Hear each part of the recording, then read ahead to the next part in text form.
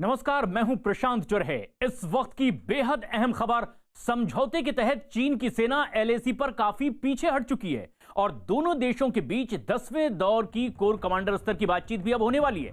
लेकिन इस बातचीत से ठीक पहले चीन ने नया प्रोपेगेंडा शुरू कर दिया है।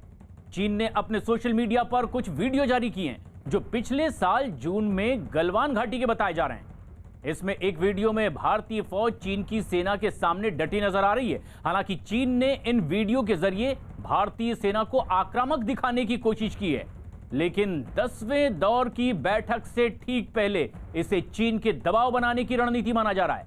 लद्दाख में पेंगोंग झील के पास के इलाके से चीनी सेना पीछे हट चुकी है, जबकि 10वें दौर की बैठक में गोगरा, हॉट स्प्रिंग और गलवान में सैनिकों को हटाने पर अब चर्चा आज होनी है, जबकि 10वें दौर की बैठक होगी और इसकी शुरुआत कुछ ही देर बाद होने वाली है।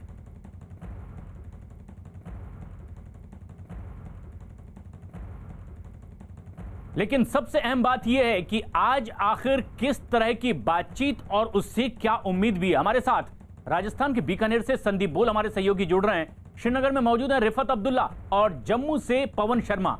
लेकिन संदीप, जो सबसे अहम बात यह है कि आज अगर 10वें दौर की बातचीत हो रही है, किन मुद्दों पर चर्चा की उम्मीद की जा रही है?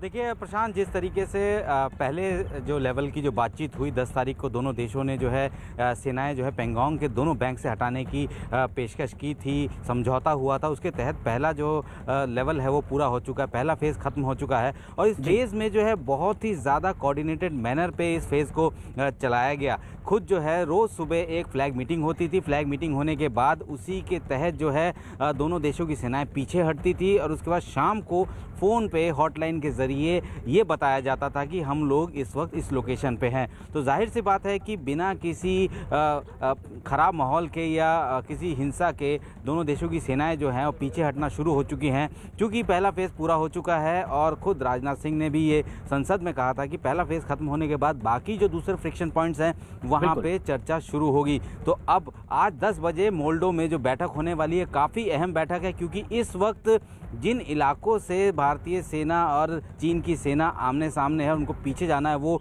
काफ़ी समय से जो है विवादों में रहे हैं। चाहे वो देपसांग प्लेन की बात करें, चाहे गोगरा की बात करें, चाहे हॉट स्प्रिंग की बात करें, क्योंकि जब से ये विवाद शुरू हुआ है पिछले 10 महीने में वहाँ पेट्रोलिंग बंद हो चुकी है। तो ऐसे में किस किस जगह तक पेट्रोलिंग की जा सकती है, क्योंकि गलवान जैसी स्थिति दोबारा ना हो, क्योंकि गलवान में जो स्थिति पैदा हुई थी वो भी इसी तरीके के डिसएंगेजमेंट के दौरान हुई थी। लेकिन उस वक्त कहीं ना कहीं कोई कमी ज़रूर दोनों कमांडरों के बीच में या सेना के या दोनों देशों के बीच और लगातार तब संदीप हिंदुस्तान देख रहा था कि उन जगहों पर आक्रामक होने की कोशिश चीन ने की है, अतिक्रमण करने की कोशिश चीन ने की है और उसका माकूल जवाब भी हिंदुस्तान की तरफ से चीन को मिला है। लेकिन भारत और चीन के बीच एलएसी विवाद पर आज जो मोल्डो में 10वें दौर की बैठक होने वाली है, एलएसी के पास विवाद वाली जगह से चीन की सेना के पीछे हटने के बाद अब दोनों देशों के कमांडरों के बीच ये पहली बैठक होगी।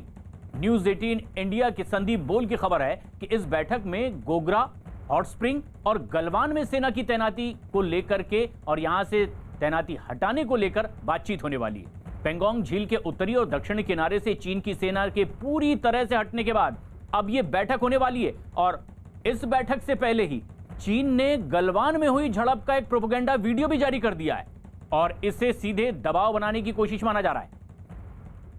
संदीप, ये जो बेहद अहम आप खबर दे रहे हैं कि आज बैठक में क्या कुछ हो सकता है, लेकिन ठीक उससे पहले इस तरह का एक वीडियो जारी करना और उसमें इस तरह का झूठ दुनिया के सामने लाने की कोशिश करना, क्या जताने की कोशिश कर रहा है चीन इसके जरिए और किस तरह से एक बार फिर झूठ बेनकाब भी होगा? प्रशांत, जिस तरीके से चीन ने कल कुछ वीडियो जारी किए जिसमें कहा गया कि ये गलवान के वीडियो हैं और भारतीय सेना बहुत अग्रेसिव है, आपने पूरा वीडियो देखा होगा, सबने देखा वीडियो, पूरी तरीके से एडिटेड वीडियो था। यानी कि इससे पहले ऐसी क्या कार्रवाई चीन की तरफ से हुई है जिसकी वजह से भारतीय सेना को अग्रेसिव होना पड़ा, ये नहीं दिखाया गया उसमें। तो जाहिर सी बात है कि एक प्रोपेगेंडा जो है वो करने की कोशिश की जा रही है। अभी तक पेंगोंग के जो दोनों छोर यानी नॉर्थ बैंक और साउथ बैंक की बात करें, साउथ बैंक में जब से भारतीय सेना ने अपने हाइट्स जो हिल थे वहाँ पे जितने भी वहाँ पे अपनी मजबूती तैयार बनाई थी, उसी की वजह से जो है चीन घुटनों पे के बल आया था और उसके बाद बातचीत की मेज़ पर उतरना पड़ा। अब चूंकि ये मैटर सॉर्ट आउट हो गया तो ऐसे में अब चीन लगातार दबाव बनाने की कोशिश में रहेगा भारत के ऊपर कि उन सब इलाकों में जहाँ पे कि चीन काफ़ी अंदर तक जो है पेट्रोलिंग के दौरान जो है वो पहुँचा था और उसके बाद अब उनको पीछे जाना है। तो एक बातचीत की मेज पर जो है इस तरीके के साइकोलॉजिकल ऑपरेशन जो है चीन चलाता रहता है और उसी के मद्देनजर वीडियो भी जारी किया। दूसरी लेकिन बात संदीप, पूरी दुनिया ये भी देख रही है कि चीन किस तरह से झूठ बोल रहा है। एडिटेड वीडियो जारी किया गया है और जिस तरह से झड़प हुई थी उसके बाद के हालात पर भी वो लगातार झूठ बोलता रहा है। लेकिन पूर्वी लद्दाख में जो खूनी संघर्ष हुआ उसको कबूल करने में चीन को करीब 9 महीने का वक्त लग गया। 9 महीने के बाद चीन ने पहली बार आधा सच कबूल करते हुए यह माना है कि गलवान में उसके सैनिक मारे गए थे। लेकिन अब भी चीन सच से कोसों दूर भागने की फिराक में है और इसीलिए उसने एक प्रेस कॉन्फ्रेंस करके अपने सैनिकों के मारे जाने की बात को कबूल की। लेकिन उनकी संख्या को फिर एक बार चीन छुपा गया है।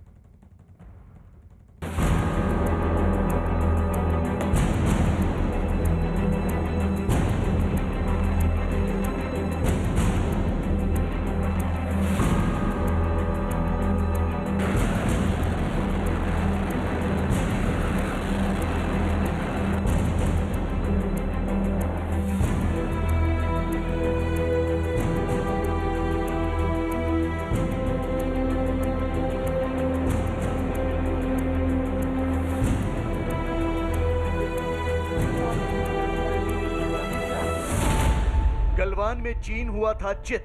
ये मुमकिन हो पाया है केवल जो हमारा सोल्जर है, जो हमारे जूनियर लीडर्स हैं, हमारे जेसीओज हैं, कंपनी कमांडर्स हैं, यंग सीओज हैं, उनकी बहादुरी, उनकी ग्रिट, उनकी डिटर्मिनेशन की वजह से। चीन का बड़ा कबूलनामा। 每一位为国家的主权安全做出牺牲、付出生命的人，我们都会永远铭记。 9 महीने बाद टूटी चीन की चुप्पी। 中方为了维护两国两军关系大局，推动局势降温和缓和，保持了高度的克制，体现了中方作为负责任大国的气度和担当。但是呢，印方多次渲染和炒作有关的伤亡事件，歪曲事实真相，误导国际舆论。 अब भी सच से बच रहा है चीन। हमारे जो ओपीज थे ऊपर बैठे हुए ऑब्जर्व कर रहे थे सिचुएशन को, उन्होंने देखा कि कई एक जो चाइनीज आर्मी की कैजुअलिटीज को उठा के ले जाया जा रहा था, 50 से ऊपर थी। चीन की विदेश मंत्रालय की ये प्रेस कॉन्फ्रेंस कुछ और नहीं, चीन का दुनिया के सामने वो कबूलनामा है जिसे वो पिछले 9 महीने से छिपाता आ रहा था। 每一位为国家的主权安全做出牺牲、付出生命的人，我们都会永远铭记。 पूर्वी लद्दाख की गलवान घाटी में पिछले साल जून में हुए संघर्ष के बारे में अब तक कई किस्से सामने आए। गलवान में भारत के सैनिकों के शहीद होने की दास्तान से पूरा मुल्क गमगीन हुआ था, मगर चीन करीब 9 महीनों से चुप्पी साधे हुए था और हिंदुस्तान के दावे से इनकार करता रहा, जिसमें यह बात कही जा रही थी कि भारतीय सेना ने चीन को गहरी और करारी चोट दी है। कई एक ऐसी सिचुएशंस आई थी जो कि बहुत ही चैलेंजिंग थी, बहुत ही टेंस मोमेंट्स थे। 29-30 को जब हमने रजांगला शिमला की हाइट ऑक्यूपाई की, तो न केवल हमारी इन्फेंट्री बल्कि हमारी आर्मर्ड टैंक्स, हमारे बीएमपी जो मैक फोर्सेस हैं, उन्होंने भी इस इलाके को पूरा ऑक्यूपाई कर लिया था। और ये इलाके में हमने टोटल सरप्राइज अचीव किया था। मतलब उनको जो चाइनीज आर्मी थे उनको बिल्कुल पता ही लगने दिया और हम उनके ऊपर आकर बैठ गए। लेकिन चीन के भीतर चीन की सेना के मारे गए सैनिकों के परिवार वालों ने हल्ला मचाना शुरू किया और दुनिया भर की तमाम एजेंसियों ने चीन के झूठ को बेनकाब करना शुरू किया। तो आखिरकार शी जिनपिंग को शर्म आ ही गई, लेकिन गुरूर ऐसा कि अब भी पूरा सच कबूल नहीं किया। 中方为了维护两国两军关系大局，推动局势降温和缓和，保持了高度的克制，体现了中方作为负责任大国的气度和担当。但是呢，印方多次渲染和炒作有关的伤亡事件，歪曲事实真相，误导国际舆论。 यही बात जब 9 महीने पहले भारत की सेना के हवाले से सामने आई थी, तब चीन ने तो चुप्पी साध ली थी। पूरी दुनिया की एजेंसियां भी खामोशी के साथ चीन की बात को झुठलाने का दम नहीं दिखा पा रही थी और हमारे वीरों ने बार बार यही दावा किया। जब ये सिचुएशन हुई तो हमारे जो ओपीज थे ऊपर बैठे हुए ऑब्जर्व कर रहे थे सिचुएशन को, उन्होंने देखा कि कई एक जो चाइनीज़ आर्मी की कैजुअलिटीज़ को उठा के ले जाया जा रहा था, 50 से ऊपर थी, पर वो फेटल थी कि इंजर्ड थे, ये मैं नहीं कह सकता। तो मैं कोई फिगर पे उंगली नहीं रखूँगा, लेकिन काफ़ी उनकी कैजुअलिटीज़ हुई हैं। चीन ने पहली बार औपचारिक तौर पर कबूल किया कि गलवान घाटी के खूनी संघर्ष में उसके भी सैनिक मारे गए थे। चीन की पीपल्स लिबरेशन आर्मी ने पहली बार गलवान घाटी के खूनी संघर्ष में मारे गए अपने सैनिकों की संख्या का ऐलान किया। चीन की सेना ने दावा किया है कि गलवान घाटी के खूनी संघर्ष में उसके 4 सैनिक मारे गए, जबकि एक कमांडर बुरी तरह जख्मी हुआ। हालांकि चीन के कबूलनामे का ये आंकड़ा काफी कम है, क्योंकि भारत समेत दुनिया भर की कई एजेंसियों ने ये गिनती काफी ज्यादा बताई थी। चीन भले ही अपने सैनिकों के मारे जाने की बात देर से ही सही कबूल कर रहा हो, मगर अब भी वो सच नहीं बयां कर रहा। दुनिया भर से जो रिपोर्ट सामने आई हैं, उसमें चीन के मारे गए सैनिकों की गिनती कहीं ज्यादा बताई गई। भारत ने दावा किया था कि चीन के करीब 40 से अधिक सैनिक गलवान संघर्ष में मारे गए थे। इतना ही नहीं, हाल ही में रूसी समाचार एजेंसी टास ने दावा किया कि 15 जून को गलवान घाटी की झड़प में कम से कम 45 चीनी सैनिक मारे गए थे। हाल ही में आपको पता है कि रशियन एजेंसी है तास, उन्होंने एक फिगर 45 चाइनीज आर्मी की कैजुअलिटीज बताई है। तो I think that could be a good figure to go by. उससे ज्यादा भी हो सकता है, ज्यादा भी हो सकती है, एब्सोल्युटली। इस बीच भारत और चीन के बीच लद्दाख सीमा पर सैनिकों को पीछे हटाने का सिलसिला जारी है। गुरुवार को दोनों देशों के बीच सेना की वापसी का चौथा चरण भी शुरू हो गया। दोनों के बीच समझौता होने के बाद दोनों ही देश तेजी से अपने सैनिकों, हथियारों और टैंकों को वापस बुला रहे हैं। इस चरण में रेजांगला से सेनाओं को पीछे हटना है। जो भारतीय फौज ने कार्रवाई की 29-30 अगस्त को, हाँ। जो हमने डोमिनेटिंग हाइट्स ऑक्यूपाई की रजांगला शिनला कैलाश रेंज के ऊपर, साउथ बैंक पे, नॉर्थ बैंक के ऊपर, तो उसकी वजह से एक्चुअली ये पूरा एक टर्निंग पॉइंट था, जिसकी वजह से जो पीपल्स लिबरेशन आर्मी है, चाइनीज आर्मी है, वो वापस टेबल के ऊपर आई। चीन के खिलाफ गलवान घाटी में भारत ने अपने इस ऑपरेशन को नाम दिया था स्नो लेपर्ड, और ये ऑपरेशन करगिल युद्ध के हीरो रहे लेफ्टिनेंट जनरल वाईके जोशी की देखरेख में अंजाम दिया गया। चीन की भाषा धारा प्रवाह बोलने वाले वाईके जोशी के मुताबिक भारत ने अपने किसी भी हिस्से को नहीं गंवाया। पैंगोंग त्सो में सेना की वापसी भारत के लिए एक जीत है। चाइनीज जो हमारे क्लेम लाइन है वो फिंगर 8 तक है, और पीएलए क्लेम लाइन फिंगर 4 तक है।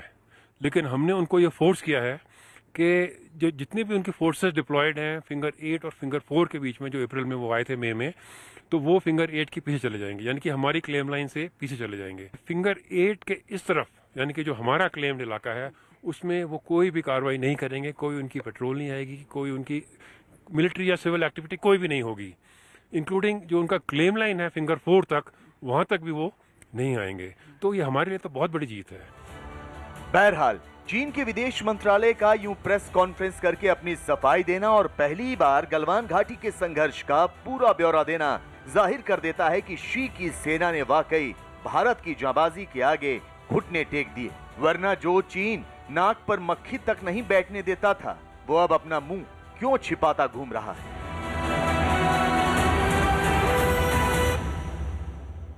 संदीप बोल हमारे सहयोगी लगातार हमारे साथ बने हुए हैं। संदीप, आज जबकि कुछ ही देर में 10वें दौर की बातचीत शुरू होने वाली है, एक दबाव में चीन के अधिकारी सामने आएंगे, और इसीलिए भी क्योंकि वो दबाव महसूस कर रहे हैं, वो ये जानते हैं कि भारत का एक बड़ा दबाव भी होगा, इस तरह का प्रोपेगेंडा वीडियो जारी करके कुछ गेन करने की कोशिश हुई थी। देखिए प्रशांत, लगातार चीन जब भी इस तरीके की बातचीत की मेज़ पर आता है तो इस तरीके का प्रोपेगेंडा, एक माहौल बनाने की कोशिश करता है कि जो भी कुछ हुआ है वो पहले भारत की तरफ से एक्ट हुआ है, उसके बाद हमने जो है उसका जवाब दिया है। तो इसी तरीके का प्रोपेगेंडा कल भी एक करने की कोशिश की गई थी, और आपने देखा होगा कि जितने भी ऐसे तस्वीरें, वीडियोस जो है उनके मीडिया में जारी किया गया है, सबको पता है कि वहाँ पे मीडिया की कंडीशन क्या है। वहाँ पे जो है वहाँ के टेलीविज़न, वहाँ पे वेबसाइट, वो सारे के सारे जो है सरकार के नीचे काम करते हैं, और जो सरकार कहती है वही तस्वीरें, वही वीडियो जारी की जाती हैं। तो जाहिर सी बात है कि कल जो है तस्वीरें, वीडियो जारी की गई है, वहीं की तस्वीरें हैं जो उन्होंने दी गई है। दूसरी चीज़ ये है कि वहाँ पे जो 45 जो सैनिक मारे गए हैं, जिसको कि अभी तक क्लेम नहीं किया, हालांकि 4 के मारे जाने की जो है पुष्टि की है, एक और बाकी कुल मिला के 5 लोगों को अवार्ड दिया गया।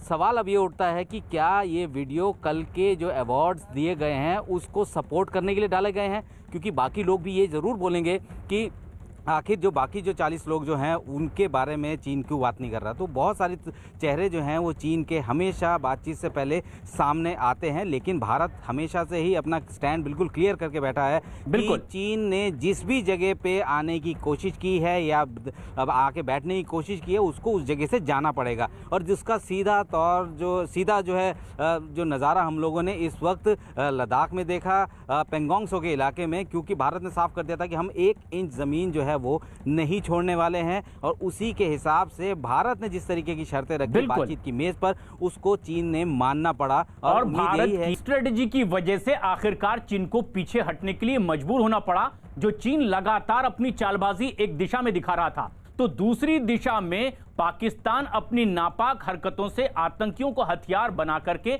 हिंदुस्तान में अशांति पैदा करने की कोशिश कर रहा है। श्रीनगर में पुलिस वालों पर हमले के बाद सुरक्षा बल ने आतंकियों की तलाश अब उस इलाके में और तेज कर दी है।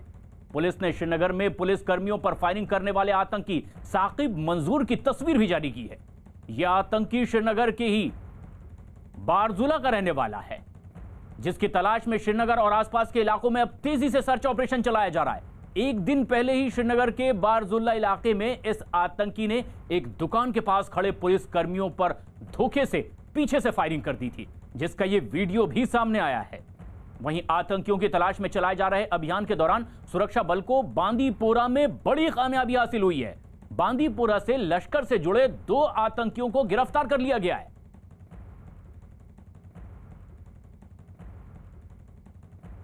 जब बागा चौक पर हमारे पुलिसकर्मी नॉर्मल ड्यूटी कर रहे थे और उसी ड्यूटी के दौरान में बगल वाले शॉप पर कुछ सामान लेने गए थे। पीछे से एक मिलिटेंट जो लश्कर तैयबा से बिलोंग करता है आया और निहत्थे पुलिस वाले पर पीछे से फायर किया, जिसमें हमारे 2 जवान पहले से जख्मी हो गए। उसको हम लोग हॉस्पिटल लाए। वह आशा के साथ कि डॉक्टर साहब भी बहुत प्रयास किए उनको सर्वाइव कराने के लिए, लेकिन दोनों मार्टेड हो गए और ये इंसिडेंट हुआ। और उस आतंकी की तलाश के लिए अब सर्च ऑपरेशन लगातार जारी है। जम्मू में पवन शर्मा हमारे सहयोगी मौजूद हैं, रिफत हमारे सहयोगी श्रीनगर से जुड़ रहे हैं। रिफत, तलाशी अभियान तेजी से चल रहा है, लेकिन ये कायराना हरकत की गई है, पीछे से जवानों को गोली मारी गई है। जो लोग पकड़े गए हैं लॉजिस्टिक मुहैया कराने के आरोप में, क्या जानकारी उनसे मिल पाई है? कितनी उम्मीद, कब तक कि ये पूरा ऑपरेशन अंजाम तक पहुंच भी पाएगा? देखिए प्रशांत, जहां तक श्रीनगर की बात है, यहाँ पे सिक्योरिटी ज़रूर बढ़ा दी गई है, क्योंकि ये जो कल का अटैक है ये काफ़ी चिंताजनक है सिक्योरिटी एजेंसीज के लिए, क्योंकि श्रीनगर में इस तरीके का अटैक होना, और वो भी दिन में कोई AK-47 राइफल लेके आता है और उसके बाद अटैक करता है। मैं आपको दिखाना चाहूँगा, इस वक्त हम हालांकि बुलवार्ड श्रीनगर में है और यहाँ पे भी आप देख सकते हैं कि CRPF की गाड़ियाँ लगाई गई हैं और सुरक्षा के इंतजाम हर तरफ से पक्के कर दिए गए हैं, क्योंकि अगर यहाँ पे सिक्योरिटी में कोई डील थी उसको मजीद जो है अब टाइट किया जा रहा है सिक्योरिटी के अरेंजमेंट्स को। लेकिन जिस तरीके से ये अटैक हुआ कल और ये बताया गया कि उसका ताल्लुक श्रीनगर से है, उस मिलिटेंट का ताल्लुक, तो ऐसे में चिंता की बात ज़रूर है, क्योंकि अभी तक हमने यही देखा था कि साउथ कश्मीर में अटैक्स हो रहे थे या नॉर्थ कश्मीर में हो रहे थे, और मिलिटेंट्स की प्रेजेंस भी साउथ कश्मीर और नॉर्थ कश्मीर में थी, सबसे ज़्यादा साउथ कश्मीर में और उसके बाद दूसरे नंबर पर नॉर्थ कश्मीर के डिस्ट्रिक्ट में। लेकिन सेंट्रल कश्मीर में जो हमने देखा कि कल ये अटैक हुआ और उसके बाद वो फेस भी सामने आ गया कि किसने अटैक किया, और पुलिस का कहना है कि उसका ताल्लुक श्रीनगर से ही है। तो ऐसे में लोकल यहाँ के मिलिटेंट्स जो रिक्रूटमेंट्स हो रही हैं लोकल्स की, वो एक चिंता का विषय ज़रूर है सिक्योरिटी फोर्सेस के लिए। अब देखना होगा कि सिक्योरिटी फोर्सेस की तरफ से किस तरह की स्ट्रैटेजी अपनाई जाएगी ताकि वो इस चीज़ को काउंटर कर सकें, क्योंकि मिलिटेंटों ने कल भी प्रेजेंस दिखाई है। और उससे पहले जब दुर्गानाग एरिया में एक दुर्गानाग जो वहाँ पे एक रेस्टोरेंट है कृष्णा ढाबा, उसके मालिक पे गोलियां चलाई, हालांकि वो बच गया, वो जख्मी हो गया, उसका इलाज हॉस्पिटल में चल रहा है। लेकिन कल जो दिन दहाड़े 2 पुलिस वालों को मारा गया उसमें, और उसका ख़ास तौर से ये हमें दिख रहा है कि मिलिटेंट जो है अपनी प्रेजेंस दिखा रहे हैं और AK-47 राइफल लेके वो उस स्पॉट पे पहुंचे जहां इर्द गिर्द जो है वहां पे हर तरफ से सिक्योरिटी फोर्सेस का पहरा रहता है, CRPF का पहरा रहता है। तो ये एक सिक्योरिटी फोर्सेस के लिए अब चिंता की बात है, और अब शायद चिंता के साथ एक बड़े सवाल रिफत ये भी खड़े होते हैं कि आखिर ऐसे इलाके में जहां बड़ी तादाद में उन्हें शेल्टर दे दिया जाता है, लॉजिस्टिक मुहैया करवाया जाता है, क्या बगैर लोकल सपोर्ट के इस तरह की नापाक हरकत को वो अंजाम तक पहुंचा भी पाएंगे? ये भी बड़े सवाल हैं और इसीलिए तफ्तीश लगातार जारी है, उन लोगों से पूछताछ भी हो रही है। लेकिन पवन शर्मा भी हमारे सहयोगी लगातार हमारे साथ बने हुए हैं। पवन, जिस तरह से एक के बाद एक धरपकड़ जम्मू के इलाके में भी देखी जा रही है, क्या ये बेचैनी थी आतंकियों की कि वो तेजी से अपनी हरकत बढ़ाना चाहते थे जिसमें वो लगातार नाकाम हो रहे थे, अब इसीलिए वो सुरक्षा बल के शिकंजे में फंसते चले जा रहे हैं? हाँ बिल्कुल, देखिए जिस तरह से प्रशांत जो हालात इस समय जम्मू कश्मीर में बने हुए हैं, अगर हम पिछले 2 दिन की बात करते हैं तो 3 पुलिसकर्मी शहीद हो चुके हैं, 3 आतंकियों को भी मारा गया है और कल रात को 2 जो ओवरग्राउंड वर्कर थे जो टेररिस्ट को लॉजिस्टिक सपोर्ट मुहैया करवाते थे वो भी पकड़े गए हैं। उसी तरह जम्मू संभाग की अगर हम बात करते हैं तो यहाँ पर भी टेररिस्ट नेटवर्क जो था वो पूरी तरह से यहाँ पर हावी हो चुका था, लेकिन जम्मू कश्मीर पुलिस की जो टीम्स थी उन्होंने समय रहते इस पूरे नेटवर्क को यहाँ पर ध्वस्त किया है। और एक जो बड़ा हमला जम्मू में होने वाला था बस स्टैंड के ऊपर, जिसमें लगभग 7 किलो के करीब आईईडी थी, जिससे जम्मू के 3-4 बड़े बाजार, रघुनाथ बाजार, लखदाता बाजार, जम्मू रेलवे स्टेशन, उनको टारगेट करना था, लेकिन वो सब समय रहते पुलिस ने पकड़ लिया है। अगर हम बात करें तो 9 के करीब आतंकी पकड़े गए हैं जम्मू में पिछले 10-15 दिन के भीतर, जिसमें हिदायतुल्लाह मलिक, सोहेल जो माने हुए नाम थे, नए संगठन जो लश्कर चीफ, जो लश्कर मुस्तफ़ा का चीफ था हिदायतुल्लाह मलिक, और टीआरएफ के लोग हैं इसमें शामिल, जो अन्य संगठन जैसे मोहम्मद या फिर लश्कर तैयबा ने अपने फ्रंटियल संगठन नए खड़े किए हैं कश्मीर में नए युवाओं को भर्ती करने के लिए, उसके लोग पकड़े गए हैं। तो कहीं ना कहीं जम्मू कश्मीर पुलिस और खुफिया एजेंसियों के जो अलर्ट थे वो काम आए हैं, लेकिन कश्मीर में जिस तरह से 2 दिन से ज़्यादा वहाँ पर वारदातें हुई हैं, 3 पुलिसकर्मी शहीद हुए हैं, तो कहीं ना कहीं जम्मू में भी एक हाई अलर्ट है। और ये एक बेहद अहम बात भी है कि कोशिश, लेकिन इस बीच एक बड़ी खबर आ रही है, भारत और चीन के बीच बैठक शुरू हो चुकी है। मोल्डो में ये बैठक 10वें दौर की बातचीत हो रही है। ऐसे में जबकि जो तय किया गया था समझौते के तहत, वहां पीछे हटने का सिलसिला लगातार जारी था और चर्चा के मुताबिक पीछे हट चुकी है काफी हद तक चीन की सेना। ऐसे में अब भारत और चीन के बीच ये बेहद अहम बैठक होने जा रही है और ये बैठक शुरू हो चुकी है मोल्डो में। कोर कमांडर स्तर की ये 10वीं बार बैठक हो रही है और आज इस बैठक में उन मुद्दों पर भी चर्चा होगी जहां अभी भी कुछ तनाव की स्थिति है। संदीप बोल हमारे सहयोगी इस वक्त हमसे सीधे जुड़ रहे हैं। संदीप, मोल्डो में ये बैठक शुरू हो चुकी है, कौन से ऐसे प्रमुख बिंदु हैं जिन पर सबसे पहले चर्चा की शुरुआत होगी? प्रशांत, अगर सबसे पहली बात करूं मैं कि हमारे यहाँ पे जब भी कोई बातचीत होती है या जब भी कोई विवाद होता है उसको सुलझाने के लिए 2 पॉइंट्स बनाए गए हैं। चीन की तरफ जो है मोल्डो है और भारत की तरफ चुशूल का एक बीपीएम हट है। लेकिन जब भी कोई देश मीटिंग के लिए कॉल करता है तो उसके इलाके में जो है मीटिंग होती है। तो जाहिर सी बात है कि ये 10वें राउंड की टॉक जो है ये चीन की तरफ से कॉल की गई है और ऐसे में उन सारे इलाके जो कि सेकेंड फेज में जिन फ्रिक्शन पॉइंट से जो है फ्रिक्शन कम करना है, दोनों देशों की सेनाएं पीछे हटनी है, वहाँ उन सब चीज़ों को लेकर बातचीत हो रही है। क्योंकि अब एक तस्वीर जरूर सामने आ गई है कि किस तरीके से डिसएंगेजमेंट प्रोसेस आगे जा सकता है। क्योंकि पेंगोंग में हम लोगों ने देखा, पेंगोंग के दोनों तरफ जो नॉर्थ बैंक और साउथ बैंक में जिस तरीके से दोनों देशों ने अपनी सेनाओं को पीछे किया, तो एक एग्जाम्पल सेट हो गया है। हो सकता है कि उसी की तर्ज पर जो है आगे भी चीज़ें बढ़े। लेकिन जिस तरीके के हालात, अगर हम लोग बात करें गोगरा हो या फिर और उस तरफ के इलाके, तो जाहिर सी बात है कि वहाँ पे स्थितियाँ बिल्कुल अलग हैं इस वक्त। अगर हम लोग पेंगोंग की बात करें, पेंगोंग में तो हमने दक्षिणी क्षेत्र में अपना जो है दबदबा इस तरीके से बनाया कि चीन को बातचीत की मेज पर आना पड़ा, बातचीत के लिए भारतीयों की शर्त को मानना पड़ा। लेकिन अब ये देखना होगा कि इस बैठक में चीन किस तरीके से बात करता है, किस तरीके की चीजें लेकर आता है। लेकिन भारत ने अपना रुख पहले ही साफ कर दिया है कि वो जो पहले अप्रैल से पहले की स्थिति है उस पर जाना होगा हर सब उन इलाकों में। तो ऐसे में भारत के ऊपर दबाव बनाने की कोशिश जरूर की है, लेकिन ये दबाव के आगे भारत झुकने वाला नहीं है। भारत ने अपना रुख पहले ही स्पष्ट कर दिया है। संदीप, इस बीच जो सबसे अहम सवाल है कि गोगरा, हॉट स्प्रिंग और गलवान, इन इलाकों में ताजा क्या हालात बने हुए हैं जिसे लेकर बातचीत प्रमुखता से की जा सकती है? देखिए, इन सब इलाकों में जहां भी इस तरीके का तनाव है, गलवान के बाद से जो है स्थितियां बहुत ज्यादा बेहतर नहीं थी, टेंस था माहौल पूरी तरीके से। दोनों देशों की सेनाएं जो है अपने पूरे लाव लश्कर के साथ जो है उन इलाकों में डटी हुई है। और ऐसे सब जगह जहां पे कि लगातार जो है भारतीय सेना पेट्रोलिंग करती थी, चीन की सेना पेट्रोलिंग करती थी, उन सब इलाकों में पेट्रोलिंग फिलहाल बंद थी, क्योंकि किसी भी तरीके का कन्फ्रंटेशन जो है वो नहीं चाहते थे। दोनों देशों की सेनाएं बातचीत के जरिए मसले को हल करना चाहते थे। और इस मसले के हल के लिए ही ये बैठक होने वाली है। हालांकि बातचीत की पेशकश चीन की तरफ से की गई है, 10वें दौर की ये बातचीत है और चीन की चालबाजी, उसको एक बार फिर आईना दिखाने की कोशिश भारतीय अधिकारियों की ओर से होगी। लेकिन दूसरी सीमा पर पाकिस्तान की भी नापाक हरकत है, आतंकियों को हथियार बनाकर भारत में अशांति फैलाने की उसकी कोशिश। लेकिन एक ऐसी घटना के तहत जिस आतंकी ने पुलिस वालों पर गोलियां चलाई थी, उसका खात्मा भी अब बिल्कुल तय माना जा रहा है, क्योंकि सुरक्षा बल तेजी से उस आतंकी की तलाश में जुटे हुए हैं। जिस तरह से उस आतंकी ने पुलिस वालों पर हमला किया था, वो ये बताने के लिए काफी है कि वो कितने बुज़दिल हैं।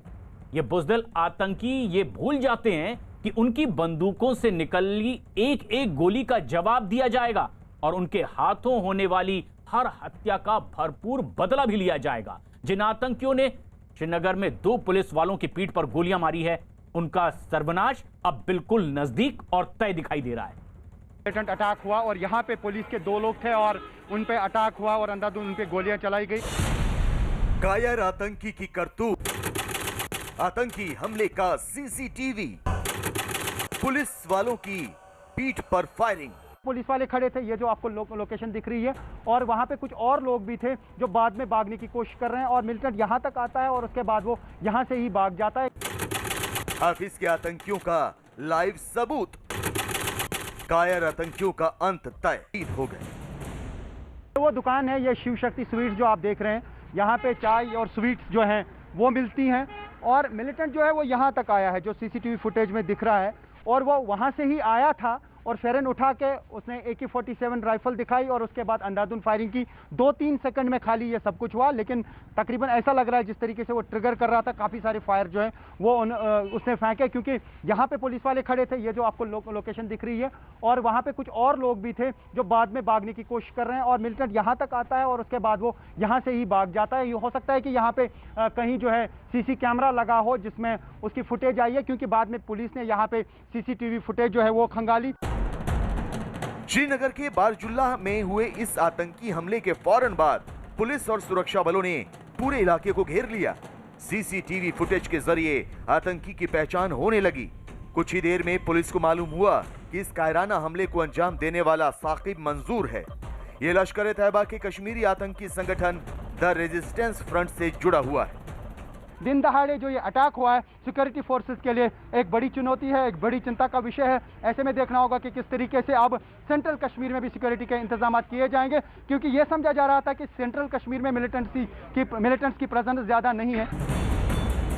पुलिस वालों की पीठ पर गोली मारकर फरार हुए आतंकी साकिब का वीडियो बताता है कि वो काफी देर से पुलिस वालों पर नजर रखे हुए था।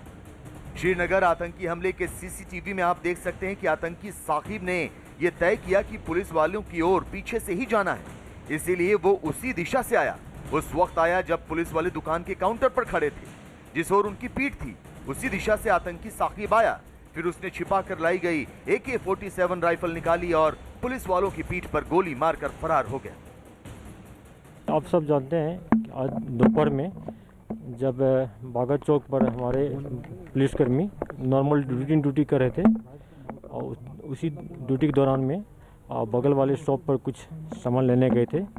पीछे से एक मिलिटेंट जो लश्कर तैयबा से बिलोंग करता है आया और निहत्थे पुलिस वाले पर पीछे से फायर किया, जिसमें हमारे 2 जवान पलेसरी से जख्मी हो गए। उसको हम लोग हॉस्पिटल लाए। वह आशा के साथ कि डॉक्टर साहब बहुत प्रयास किए उनको सर्वाइव कराने के लिए, लेकिन दोनों मार्टेड हो गए और ये इंसिडेंट हुआ। जम्मू कश्मीर पुलिस के मुताबिक सीसीटीवी में भले ही आतंकी साकिब मंजूर दिख रहा है, लेकिन उसके साथ एक और आतंकी के शामिल होने की भी खबर है। वो हमले के बाद साकिब को लेकर भाग गया। इतनी क्लियर सीसीटीवी फुटेज आई है, क्योंकि वो नज़दीक आया है। कोई मास्क नहीं पहना था, हालांकि फेरन पहना था, लेकिन फेरन के नीचे AK-47 राइफल था। अक्सर हमने देखा कि इस तरीके जो किलिंग होती हैं या इस तरीके के अटैक होते हैं पिस्टल से, अक्सर हमने देखा कि अटैक्स होते हैं, लेकिन AK-47 राइफल दिन दहाड़े यहाँ तक लाना, जो सदर पुलिस स्टेशन और यहाँ का एरिया जस्ट 60 मीटर की दूरी पर है, और उसके बाद शायद इनको मालूम था कि यहाँ पे पुलिस हो सकती है, पुलिस की प्रेजेंस हो सकती है, और उसके बाद ही ये अटैक अंजाम दिया गया।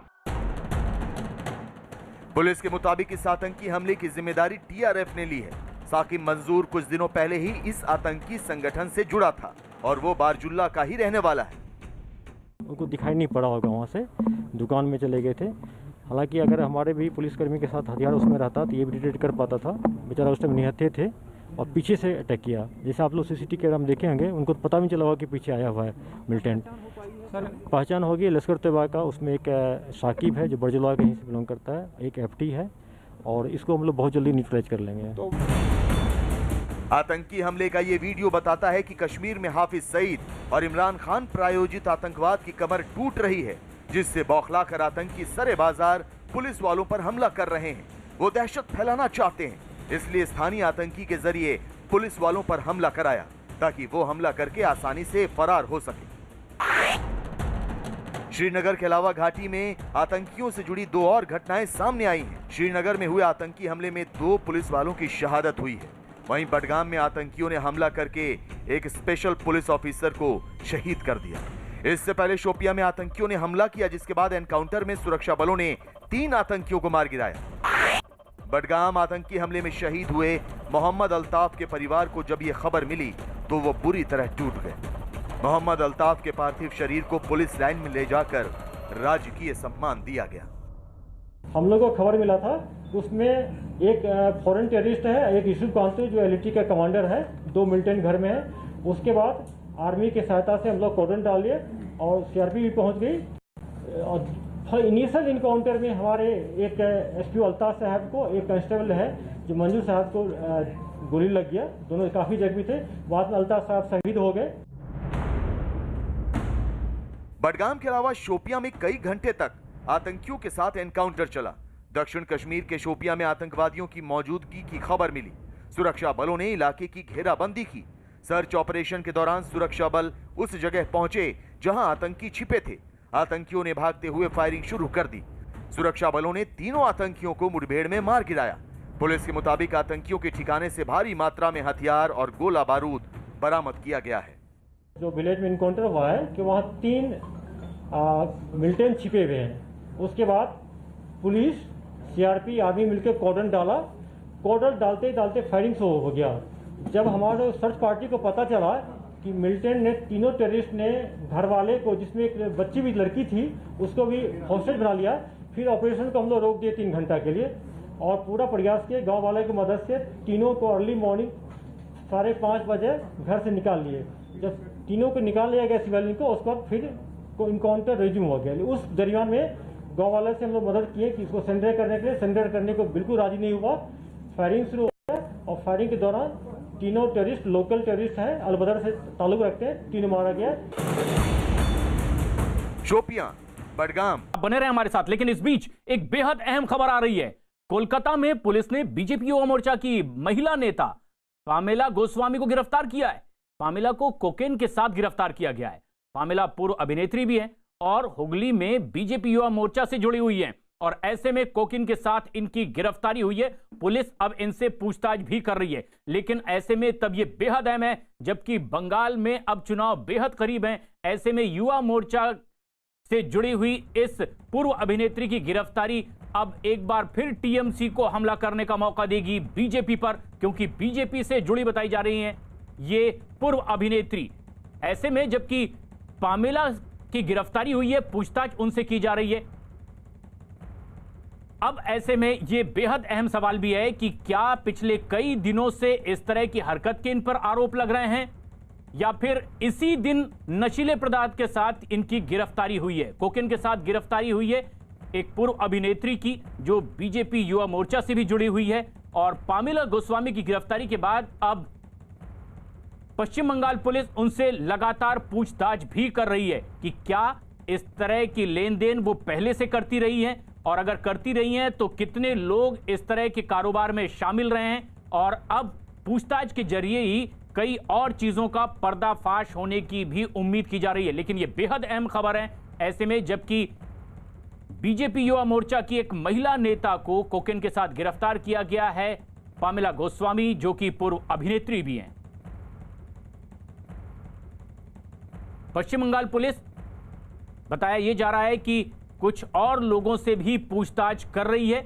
गिरफ्तारी के बाद पश्चिम बंगाल पुलिस की नशे के इस कारोबार में कौन और जुड़े हुए थे। अमित पांडे हमारे सहयोगी इस वक्त फोन लाइन पर मौजूद हैं। अमित, पामेला गोस्वामी की गिरफ्तारी आखिर किस आरोप में, किन किन लोगों को साथ में, और क्या उन तक के अब पूछताछ की रडार पहुंचने वाली है?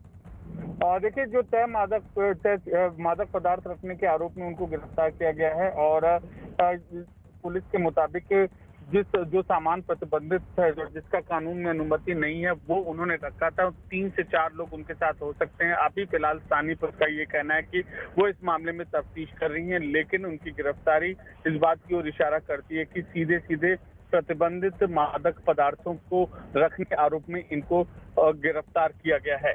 जी।